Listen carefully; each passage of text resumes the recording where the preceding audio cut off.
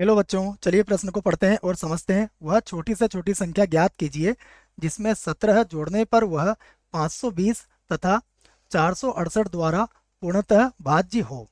प्रश्न को हल करने से पहले हम प्रश्न के लिए मुख्य अवधारणा लिख लेते हैं। तो प्रश्न के लिए मुख्य अवधारणा जिसकी सहायता से हम इस प्रश्न को हल करेंगे। मुख्य अवधारणा। मुख्य अवधारणा में देखिए, हम प्रश्न से संबंधित जो बात करेंगे उसको मैं एक बार और समझा रहा हूँ कि वह छोटी से छोटी संख्या ज्ञात कीजिए जिसमें 17 जोड़ने पर वह 520 तथा 468 द्वारा पूर्णतः भाज्य हो जाती है। अर्थात हम यहाँ पर लघुत्तम समापवर्तयी की बात करेंगे। लघुत्तम समापवर्तयी, देखिए जिसको हम लसा कहेंगे, और मैं इसकी परिभाषा आपको पढ़ के सुना देता हूँ कि क्या होगी। आपको याद होना चाहिए परिभाषा कि इसको हम इस प्रकार से परिभाषित करेंगे कि दो या दो से अधिक संख्याओं का लघुत्तम समापवर्तय वह छोटी से छोटी संख्या है जो दी गई प्रत्येक संख्या से पूर्णतः विभाज्य हो। बच्चों, जो दी गई प्रत्येक संख्या से पूर्णतः विभाज्य हो, और वह छोटी से छोटी संख्या हमें ढूंढना होती है। इसको हम एक उदाहरण से भी समझ सकते हैं। जैसे मान लीजिए हमारे पास 6, 8 ये दो संख्याएं हैं। तो अब देखिए, अगर 6, 8 और एक संख्या और ले लेता हूँ बच्चों में, 4 ले लेता हूँ। चलो, 4, 6, 8, और हमें ज्ञात करना है इसका लसा। हम इसका लसा ज्ञात करते हैं।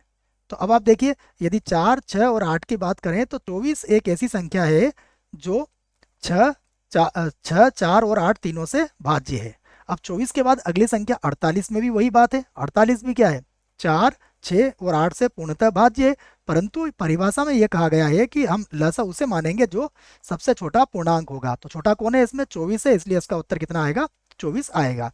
अब प्रश्न में भी हमसे कुछ ऐसी ही बात कही गई है कि हमें एक ऐसी संख्या जो छोटी से छोटी हो और 520 और 668 द्वारा पूर्णतः भाज्य हो। तो हम सबसे पहले वह संख्या निकालेंगे, और वह संख्या 17 जोड़ने पर प्राप्त आएगी। तो हम जब इनका जो भी लसा आएगा उसमें से हम 17 को घटा देंगे तो हमें वह संख्या प्राप्त हो जाएगी बच्चों। तो आइए सबसे पहले हम लिखते हैं कि हमें जो संख्याएं दी गई है वो क्या है। तो मैं लिख लेता हूं, दिया है। दिया है तो हमें दो संख्या दी गई है, इन्हें ही मैं लिख लेता हूं। एक तो 520 दिया है पूर्णांकों में, तथा दूसरा दिया है 468। तो हम क्या करेंगे, इन दोनों का लसा ज्ञात करेंगे। तो इनका लसा ज्ञात करने के लिए हम इनके अभाज्य गुणनखंड कर लेते हैं। तो मैं सबसे पहले यहाँ पर 520 के अभाज्य गुणनखंड कर देता हूँ, और उसके बाद यहाँ पर 468 के भी अभाज्य गुणनखंड कर दूंगा। दोनों के अभाज्य गुणनखंड देखिए करते हैं हम।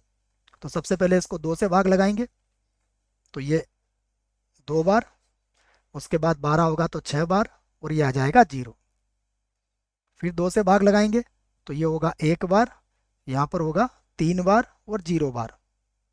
फिर से 2 से भाग लगाएंगे तो ये जाएगा 6 बार, और ये आ जाएगा 5। उसके बाद 5 से भाग लगा देंगे तो ये 13 बार, और उसके बाद 13 से भाग लगा देंगे तो ये आ जाएगा 1 बार। यहाँ भी यही करते हैं, ये 2 बार, ये होगा 3 बार, और ये 4 बार। फिर 2 से भाग लगाते हैं तो ये 1 बार, ये 1 बार, और ये आ जाएगा 7 बार। अब 3 से भाग लगा देंगे तो ये 3 तिया 9 हो जाएगा, और 3 नमा 27 आ जाएगा। उसके बाद फिर 3 से भाग लगा देते हैं तो ये 1 बार, और ये होगा 3 बार, तो 13 आ जाएगा। उसके बाद इसको हम 13 से भाग लगा देंगे तो 1 बार। अब हम दोनों के गुणनखंडों को लिख लेते हैं। तो यहाँ पर लिख लेता हूँ मैं सबसे पहले 520। 520 के अभाज्य गुणनखंड क्या है? यह आया 2 की घात 3, यहाँ 2 की घात 3 आ गया है, और उसके बाद गुणा में 5, और गुणा में आ जाएगा 13। उसके बाद है हमारे पास 468।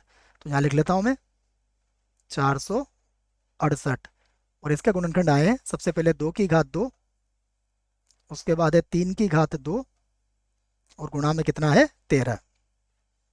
अब हम इनका लघुत्तम समापवर्तय या फिर एलसीएम जिसको कहेंगे हम, एलसीएम किसका? 520 कॉमा 468। अगर ध्यान से देखें तो यहाँ 2 की घात 3 है, यहाँ 2 की घात 2 है, तो सबसे पहले तो 2 की घात 3 आएगा, गुणा यहाँ पर 3 की घात 2 है, यहाँ 3 है ही नहीं, तो 3 की घात 2 भी आ जाएगा। फिर गुणा, यहाँ पर 5 है, इधर 5 नहीं है तो 5 को भी लिख लेंगे। दोनों के पास 13 है तो 13 भी आ जाएगा।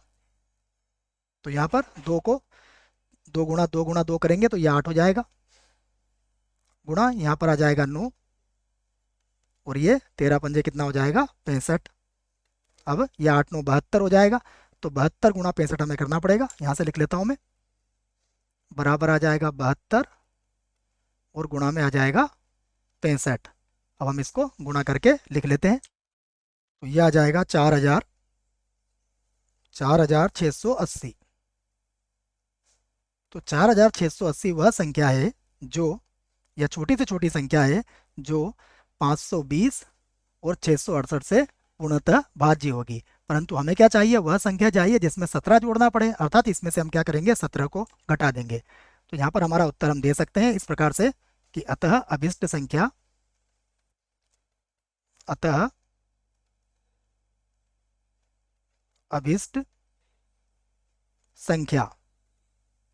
तो अभिष्ट संख्या क्या हो जाएगी, देखो हम क्या करेंगे, 4680 में से 17 को घटा देंगे, तो वह जो संख्या होगी वह संख्या आ जाएगी हमारे पास, देखो घटा दीजिए तो ये हो जाएगा 4600 और 63 हो जाएगा। और यही हमारे प्रश्न का उत्तर होगा। आशा करता हूँ आपको इस प्रश्न का उत्तर समझ में आया होगा। धन्यवाद।